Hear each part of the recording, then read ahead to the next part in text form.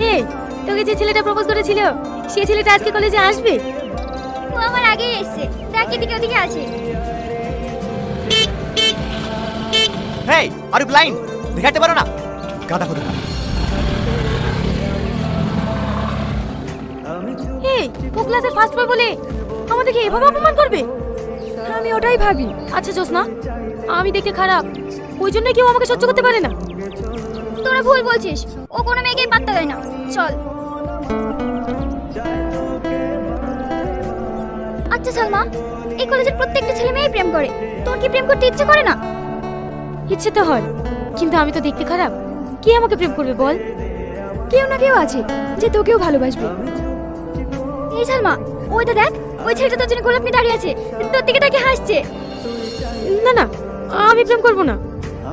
তুই একটু আগেই বললি আমার প্রেম করতে ইচ্ছে করে, আর এখন প্রেম করবো না বললেই হবে? চল, ছেলেটা তোকে প্রপোজ করবে আর তুই অ্যাকসেপ্ট করে নিবি। আই লাভ ইউ, আমি তোমাকে অনেক ভালোবাসি।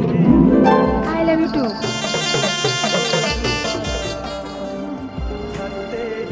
দেখলি, বললাম না তোকে, আমাকে কেউ প্রপোজ করবে না।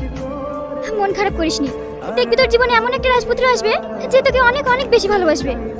ফালতু বকিস না তো, চল, ক্লাসের টাইম হয়ে যাচ্ছে। আমি শুধু তোমাকেই ভালোবাসি, ওটা আমার ফ্রেন্ড।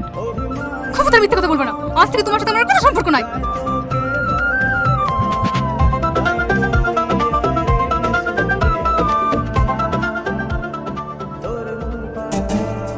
একবার আমার কথাটা বোঝার চেষ্টা করো। আচ্ছা আমার খবরদার আমাকে টাচ করবে না।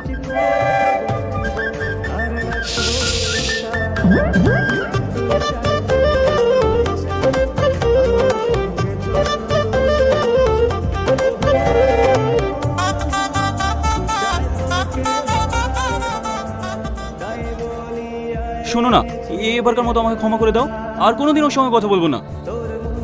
তোর মতো বেঈমানের কোনো ক্ষমা নাই। মাম্পি, মানুষ মাত্রই তো ভুল হয়, এইরকম ভুল আর কখনো হবে না। প্লিজ তুমি আমাকে ক্ষমা করে দাও। সর এখান থেকে। এটা কি হচ্ছে স্যার? পাশে এভাবে বিরক্ত করলে ক্লাস করা যায়? আপনি কিছু বলতে পারছেন না? আমি আবার কি বলবো? ইয়ার আগে একটা এমপি ছেলেকে কান ধরে উঠবোস করে নিয়েছিলাম, সেই এমপি আমার বাড়ি গিয়ে সবার সামনে আমাকে কান ধরে উঠবোস করে নিয়েছে। সেদিকে আমি প্রতিজ্ঞা করেছি, ক্লাসে যাই হোক না কেন আমি কাউকে কিছু বলবো না, যা বলবো সব ইশারায়। আপনি যেহেতু কিছু বলতে পারবেন না, আমি নিজেই চলে যাচ্ছি। আমারও ক্লাসের প্রতি ইন্টারেস্ট নাই, আমিও চলে যাচ্ছি।